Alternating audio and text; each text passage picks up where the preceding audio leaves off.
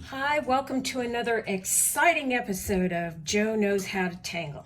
I'm Joanna Slan, and I'm going to be doing my best to teach you how to do Zentangle.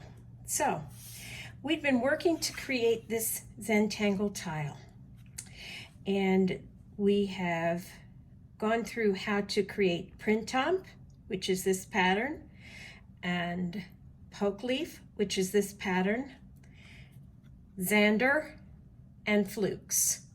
Now you notice there's no top or bottom to a Zentangle tile, not really. But if you decide to do shading on a tile, what you have to do is you have to conclude that either the light is going to come straight down onto the tile or it's going to come from one side or another. Otherwise your shading is going to look kind of wonky.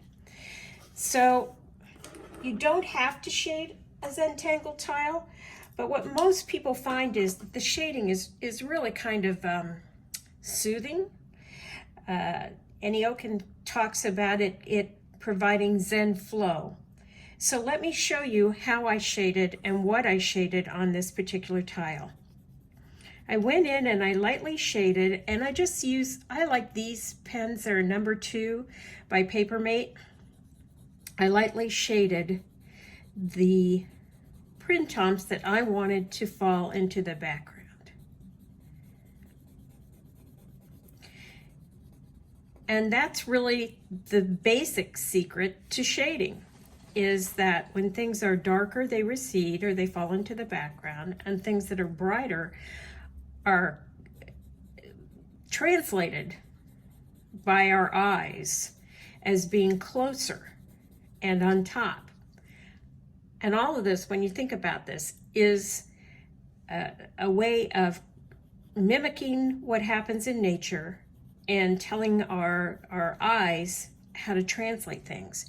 So if you look at this right now, what you'd translate this as is that these are in the background and these have popped up.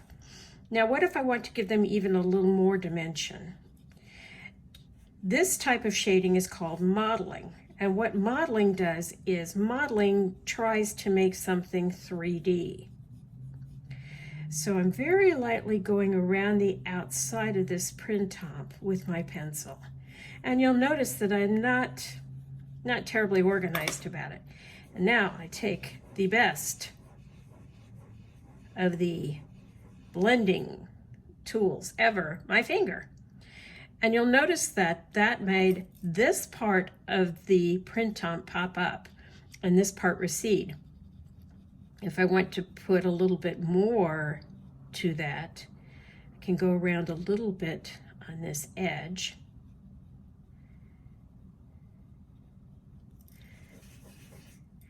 And that gives us a tiny bit of roundedness.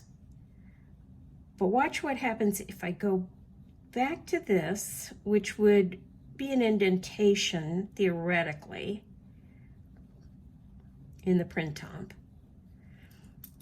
And now I'm going to use a bit of eraser. I think I have one of these with a good eraser. And I'm going to go back and take out some of the dark.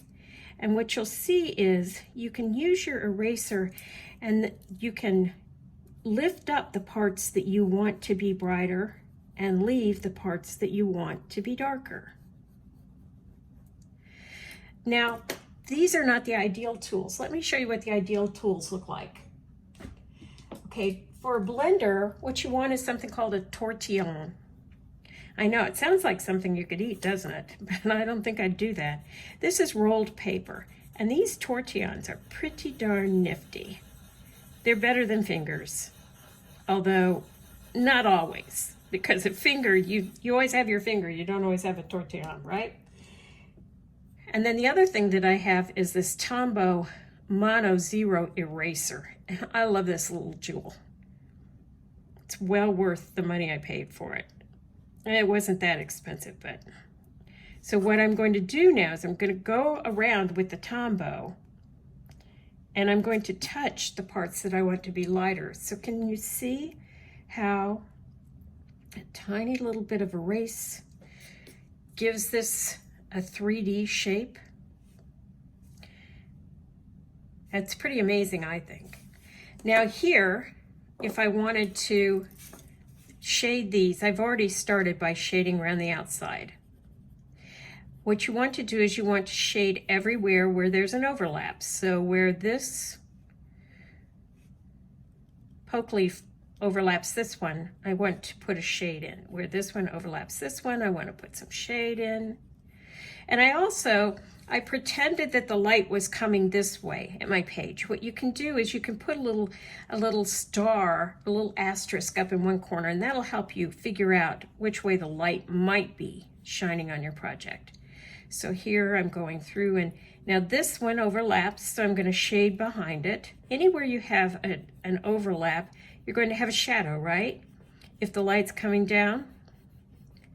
So I'm going in and I'm shading. You can buy the tortillons, sometimes called paper stumps, from Amazon or any art supply store.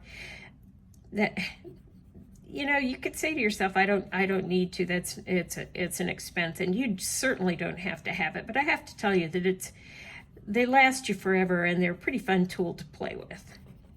Now again, I'm shading everywhere that one of the poke leaves overlaps another one.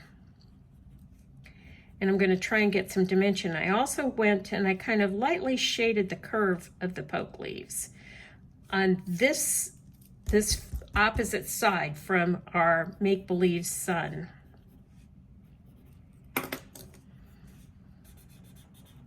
And now you'll see how this can really smooth and smear the pencil. When you begin shading, you're going to say, oh, gee, this is so hard. And yeah, it's probably one of the more difficult parts of doing art, shading is. But after a while, what you do is you just learn to just play with it and see what works for you, what doesn't work for you. I mean, we're just talking about some pencil marks on paper, folks. We're not talking about some sort of giant architectural project that if it doesn't work, it's going to cost millions of dollars, right? So I'm going to go back with my Tombow, and I just lighten that a tiny bit. Lighten this a tiny bit. Isn't that neat how clean that little eraser line is? Yeah, I like that. I like it a lot. It's funny because I bought this and then I put it aside and I hadn't seen it for years. And then well, it seemed like years. It was a long time because I was down in Florida. And then when I pulled it out, I'm like, what is this thing? And slowly it dawned on me what it was. Now it's like my new best buddy. Now, these splotches are where I dropped water on my tile, and that's kind of a good thing because what I can show you is how easily you can ruin a piece of Zentangle artwork.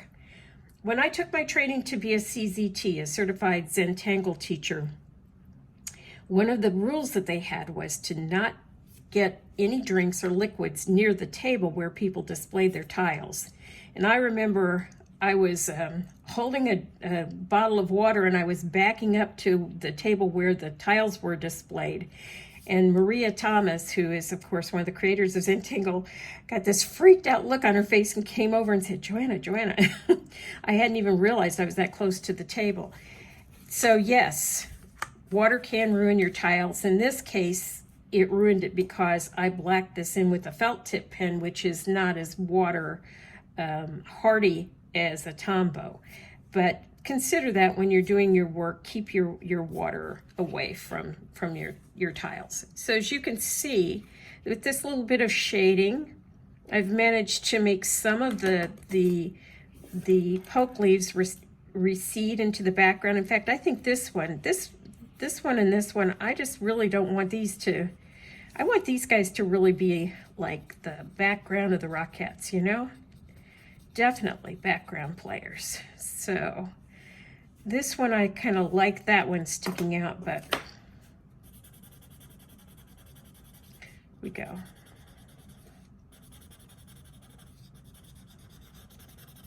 Ta-da! So now those have kind of really become in the background. And so what I'd like to do is I want to, where this overlap is, I'm going to darken it up even more, because that will really emphasize that this other one goes out front. In fact, what I'm going to do is I'm going to take my Prismacolor black pencil and I'm going to add this. Now, I didn't start with the Prismacolor black pencil, and I'll tell you why. It's very hard to erase. Whereas a normal graphite pencil, I could go in with the Tombow and just pick up the color and move it, take it out. I can't do that with the black colored pencils. This color is very stubborn about sticking to the paper. That's good and bad, but it does add a very pleasing shade of black. It's much more black as a shadow, whereas the regular graphite pencil is a gray. So that's some of the shading. Let's see what we can do with Xander. I've already put a little bit of shading in Xander. What I want to do is I want to shade right along the line, the coil line of Xander. Because what I'm trying to get out of Xander is a 3D sense of a coil. Notice that I'm turning the tile as I work. The longer you work with Tangle tiles, the more agile you'll get in terms of turning the tile, making the tile move for you. And it's a benefit because it gives you much more flexibility. Most of us are not agile enough to color and to mark from any position. We have a certain preference of either pulling the pencil toward us or away from us. And so being able to turn the tile helps you to take advantage of your natural preferences. Now, you're probably looking at this and going, wow, that's pretty sloppy. And it is. And you probably also noticed, well, I hope you've noticed, is that it's pretty dark. And yes, it is. That's one of the things I'm learning, is that I was always very timid when I started with my shading. And timid's okay, but it doesn't really give you the kind of wow results you want. Now, I'm going to go back over this. And by doing this, I'm smoothing out some of my pencil mark. And I'm also fading out the color. So I've got that very deep color at the center of the coil, and then I'm fading it out some, which is the way things look in natural life. I'm going to do the same thing on the other side of the coil. Yeah.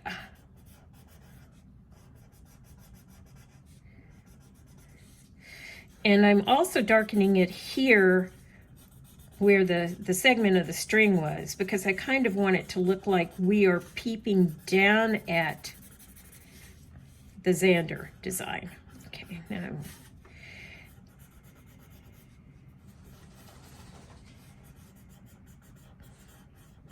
okay. Now, again, what I want is I want it dark where the coil is, but I want it to fade and get a little lighter. So now I'm going to take my black colored pencil, and remember what I said, that this is much harder to lift up if I want. It's more of a pure black. Notice as I add this black colored pencil, this really helps with the dimension. Doesn't it? It really helps those coils to pop. When you think about it, we rely on our eyes to tell us whether something's close or far, whether it's deep or shallow. And all that is our eyes interpreting light, right? So as an artist, and that's what you are, because you're working on your Tangle tile, you're an artist, all you're doing is giving your eyes light to interpret. You're adding dark too, it's true, but you're sending those same messages, you're just manufacturing them.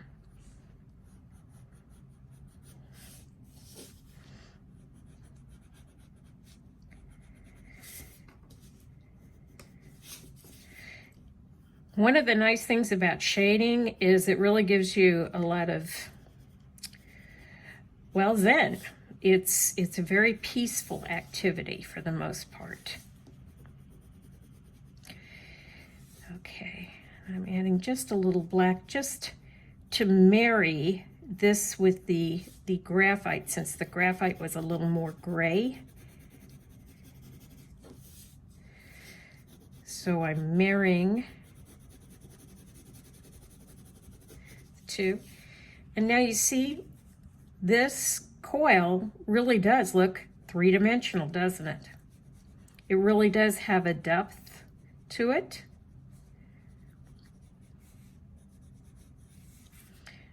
That we didn't have before.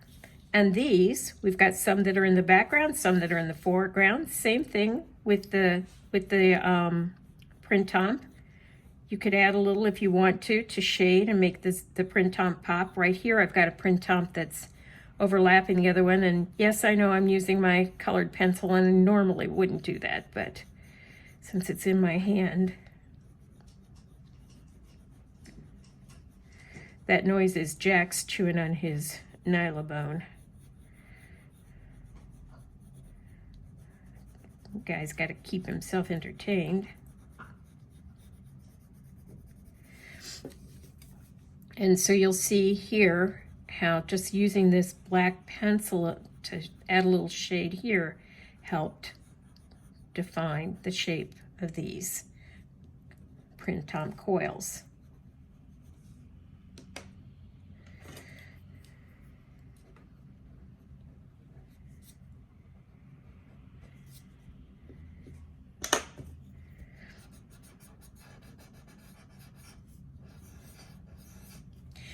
Now, I'm not really going to shade flukes too much, but I would like a little definition, so I'm going to take the pencil, again, because it's more of a pure black, and I'm going to go over the lines of flukes. And that's going to add a bit of dimension to the flukes.